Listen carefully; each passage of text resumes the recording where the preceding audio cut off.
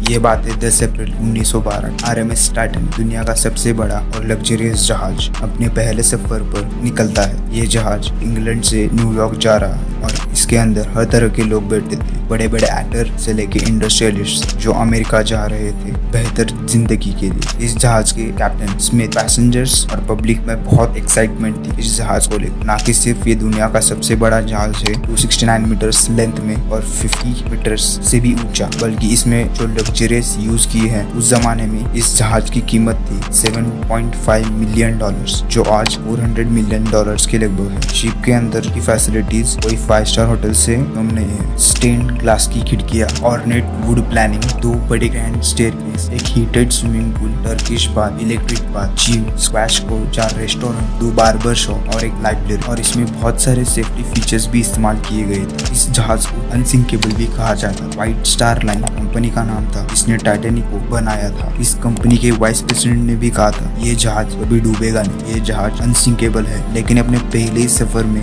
सिर्फ 4 दिन बाद ऐसा क्या हुआ कि टाइटैनिक डूब गई? आज इस वीडियो में हम यही देखेंगे। The great ship went down after striking an iceberg. Titanic जहाज वाली घटना को आज तक कोई नहीं भूल पाया है। 1912 में अटलांटिक महासागर में हिमशिला से टकराकर टाइटैनिक डूब गया था। One of the most famous shipwrecks of all time. The focus of all those documentaries. लेकिन सिर्फ 2 ही दिन बाद 12 अप्रैल 1912 को टाइटैनिक को अपनी पहली आइस वार्निंग मिलने लगती है। अटलांटिक ओशन में जिस रूट से टाइटैनिक जा रही थी वहाँ बड़े बड़े बर्फ के पहाड़ मौजूद थे जिसे आइसबर्ग भी कहा जाता है, जो खतरा होता है सभी जहाजों के लिए। ये वार्निंग कोई अनयूजुअल बात नहीं है, क्योंकि जो समुद्र से गुजरने वाले जहाज अक्सर अपने आसपास वाले जहाजों को रेडियो के थ्रू कम्युनिकेट करके बताते रहते हैं कि समुद्र के इस एरिया में बहुत बर्फ है। इस वार्निंग को रिसीव करने के बाद टाइटैनिक ने 2 बार रूट बदली आइसबर्ग जो अवॉइड करने के लिए, लेकिन स्पीड को कम नहीं किया। 2 दिन बाद 14 अप्रैल 1912 को 7 और आइस वार्निंग्स मिले थे, लेकिन कैप्टन स्मिथ इस वार्निंग को अवॉइड करते थे। टाइटैनिक की स्पीड कम नहीं की। सूरज ढल जाता है और रात होने लग जाती है, तापमान नीचे घटता रहता है। 14 अप्रैल की रात की खास बात ये भी है कि उसका चांद बाहर नहीं आया। बिना मूनलाइट के कुछ दिख भी नहीं रहा था। विजिबिलिटी भी कम थी। जहाज के फ्रंट ऊपर के साइड में क्रू नेस्ट होता है, छोटा सा प्लेटफॉर्म जो काफी हाइट पर होता है। यहाँ पर किसी को बिठाया जाता है ताकि जहाज के सामने क्या आ रहा है नजर रखने के लिए। जो बंदा इस प्लेटफॉर्म पर बैठता है उसे बहुत हवा और ठंड का सामना करना पड़ता है। रात 11:39 फेडरिक फ्लिक नाम का बंदा इस क्रू नेस्ट पर बैठा था। अचानक सामने देखता है कि बड़ा सा बर्फ का पहाड़ है। जल्दी से 3 बार घंटी बजाता है ताकि नीचे के लोग सुन सके। फोन उठाता है और कॉल करता है यूजर्स को, कहता है कि सामने हमारे एक आइसबर्ग है, जल्दी से जल्दी मोड़ो। ऑफिसर विलियम्स इंस्ट्रक्शन देते हैं इंजन रूम को जल्दी से जल्दी लेफ्ट की डायरेक्शन में मोड़ दो, लेकिन अनफॉर्चुनेटली बहुत लेट हो चुका होता है।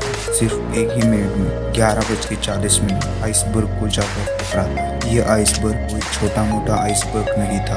लेंथ में 200 to 400 फीट था और हाइट में क्रोनेस्ट के बराबर था। आइसबर्ग का टकराव जहाज की फ्रंट राइट साइड पे हुआ था। करीब 10 सेकंड तक ये जहाज आइसबर्ग को घिसटता चला गया था। टाइटैनिक को बुरी तरह चोट पहुंचाई। कोलिजन के कुछ ही सेकंड्स के बाद कैप्टन स्मिथ और ऑफिसर्स तुरंत पहुंचते हैं। देखते हैं कि जहाज को कितना नुकसान हुआ है। इम्पैक्ट की वजह से देखा तो उन्हें लगा कि ये जहाज को डूब जाए और वो शॉक हो गए। उन्हें पहले से लगता था कि ये जहाज तो अनसिंकेबल है, कभी भी डूब नहीं सकता। टकराव के करीब 20 मिनट बाद करीब 12 बजे कैप्टन स्मिथ ऑर्डर देते हैं कि क्रू मेंबर्स को डिस्ट्रेस कॉल भेजो रेडियो को। जो आसपास जहाज होंगे सिग्नल को पकड़ लेंगे और हमें बचाने आएंगे।